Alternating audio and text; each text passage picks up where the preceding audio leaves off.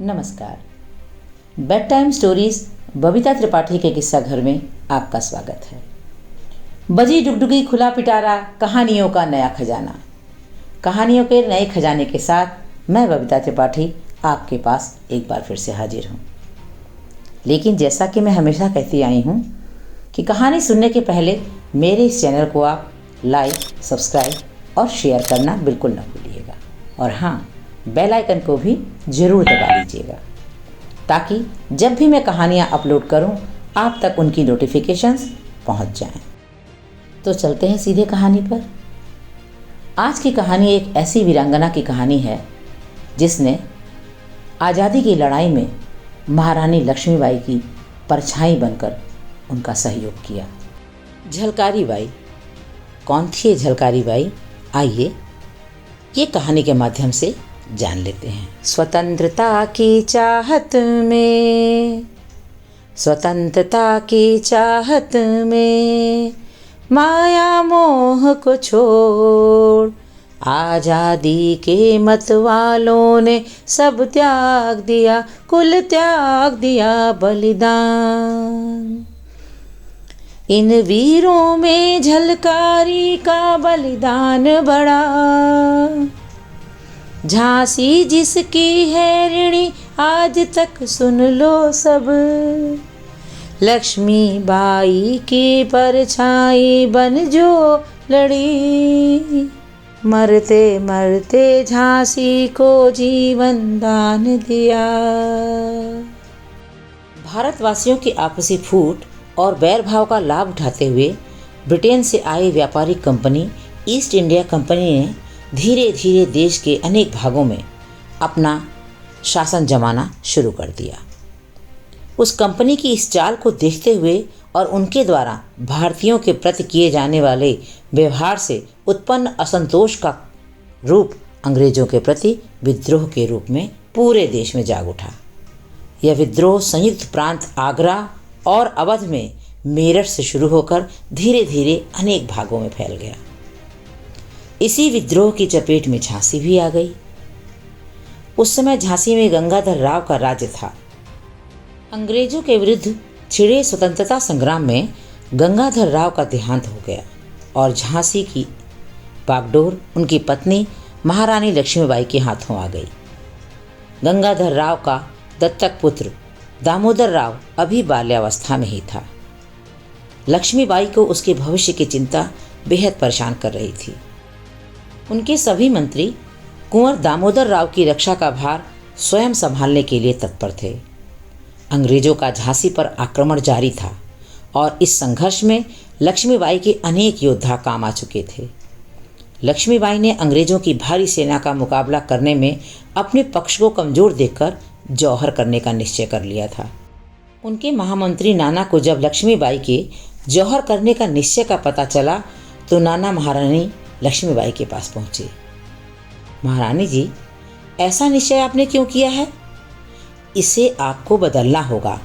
आप हमारा मार्गदर्शन करती रहें तो अंग्रेजों से मोर्चा लेना असंभव नहीं होगा, नाना ने कहा। इसी समय उनके मंत्री ने कहा, नाना साहब, झांसी में अंग्रेजों का प्रवेश महारानी जी को निराशा के सागर में डुबो रहा है। मगर इसका संबंध केवल झांसी से तो नहीं, इसका संबंध तो पूरे भारत से है, नाना ने कहा। महामंत्री, हमने जौहर करने का निश्चय छोड़ दिया है।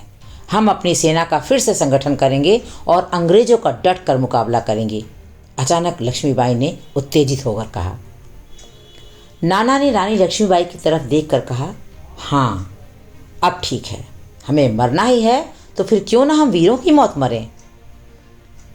एक सामंत ने शंका उठाते हुए पूछा, क्या हम मुट्ठी भर लोग भारत जैसे विशाल देश को स्वतंत्र करा पाएंगे?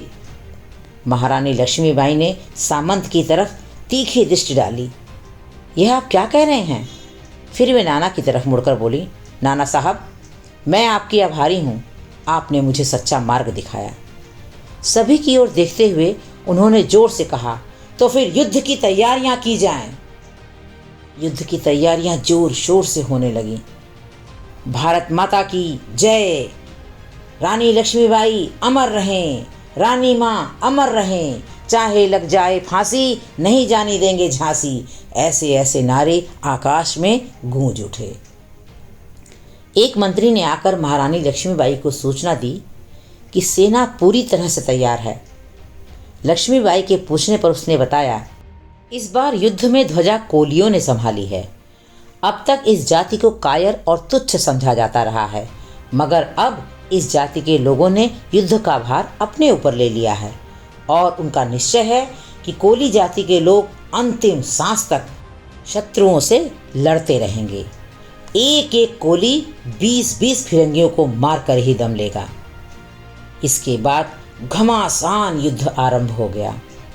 एक कोली की वीर गति प्राप्त करते ही उसके स्थान पर 10 नए जवान खड़े हो जाते। नया मोर्चा तैयार करने के लिए अंग्रेजी सेना के शिविर के निकट से गुजरना जरूरी था। लक्ष्मीबाई बड़ी चिंतित थीं कि यह दुर्गम कार्य कैसे सफल हो। वे सभी मंत्रियों के साथ योजना बनाने में लग गईं। तभी एक संदेशवाहक ने जब महारानी लक्ष्मीबाई को आकर बताया कि अंग्रेज उनको जीवित बंदी बनाने के लिए प्रयत्नशील हैं, तब महारानी लक्ष्मीबाई ने ललकार कर कहा, मुझे अपने प्राणों का मोह नहीं, अब हमें पीछे नहीं रहना है। महारानी अपने मंत्रियों के साथ सैनिकों के बीच में आकर खड़ी हो गईं और सैनिकों को चुनौती का सामना करने के लिए उत्तेजित करने लगी। जिस समय महारानी लक्ष्मीबाई सैनिकों को संबोधित कर रही थी, एक कोली स्त्री ने वहां प्रवेश किया। उसके चेहरे पर अपार प्रसन्नता छाई हुई थी। उसे देखकर लक्ष्मीबाई ने बड़ी नम्रता से पूछा, आपका नाम क्या है देवी? आपको क्या चाहिए? जो वांछित हो मैं देने को तैयार हूँ। वह कोली महिला क्षण भर को तो झिझकी, फिर दूसरे ही क्षण बोली, मेरा नाम झलकारी है। आप मुझे अपने वस्त्र, पगड़ी और कलगी दे दीजिए। उसकी बात सुनकर मंत्री रघुनाथ राव और अन्य मंत्रियों को तो बड़ा क्रोध आया। ये कैसी बातें करती है झलकारी? महारानी की पगड़ी मांगती है? यह तो अवांछनीय है। लक्ष्मीबाई ने मंत्रियों से कहा, आप सब शांत रहें। रानी ने कोली स्त्री की तरफ मुड़कर पूछा, बहन, आप मेरे वस्त्र क्यों चाहती हैं? इस बारे में मुझे कुछ स्पष्टीकरण भी दें तो अच्छा होगा। झलकारी मुस्कुराकर बोली, आपके वस्त्र, पगड़ी और कलगी पहनकर मैं फिरंगियों से बात करने जाना चाहती हूँ। अच्छा, यह सब आपको अभी मिलेगा। यह कहकर महारानी अंतःपुर में गईं और अपने कपड़े बदलकर बाहर आ गईं। उनके पीछे पीछे महारानी के वस्त्र, कलगी और पगड़ी थाल में लेकर एक दासी महारानी के साथ आई। आपने जो मांगा था वह आपको मिल गया। यह अब आपकी अमानत है, महारानी लक्ष्मीबाई ने कहा। कोली स्त्री ने सब चीज़ें ले ली और अपने गले से लगा लिया, फिर माथे से लगाया, फिर धन्यवाद देकर चली गई। अंग्रेजी सेना के शिविर में जनरल रोज कुर्सी पर बैठे हुए कुछ पढ़ रहे थे। इसी समय उनके कानों में आवाज़ पड़ी, पकड़ लो, जाने न पाए, घर बैठे आ गई है झांसी की रानी। बड़ी तेज स्वर उनके कानों में पड़े। जनरल रोज ने पास खड़े सिपाही से पूछा, क्या बात है, यह कैसा शोर है? द्वारपाल ने बताया, झांसी की रानी झांसी छोड़कर भाग रही थी, हमारे सैनिक उसको पकड़ने का प्रयास कर रहे हैं। इसी बीच अंग्रेजी सैनिकों ने झांसी की रानी के वेश में झलकारी बाई को पकड़ लिया और उसे जनरल रोज के सामने उपस्थित किया। झलकारी रानी की अदा में नीची निगाह किए खड़ी हो गई। जनरल रोज ने पकड़ी हुई उस कोली स्त्री का स्वागत करते हुए कहा, महारानी, हम आपकी सूझबूझ और बहादुरी पर प्रसन्न हैं। फिर जनरल रोज ने घंटी बजाई। घंटे की आवाज़ सुनकर एक अर्दली वहां आया। जनरल रोज ने उससे कहा, शिविर में जाकर पूछो कि क्या कोई ऐसा व्यक्ति है जो झांसी की रानी को पहचानता हो। अगर कोई पहचानता हो तो उसे यहाँ उपस्थित होने के लिए कहो।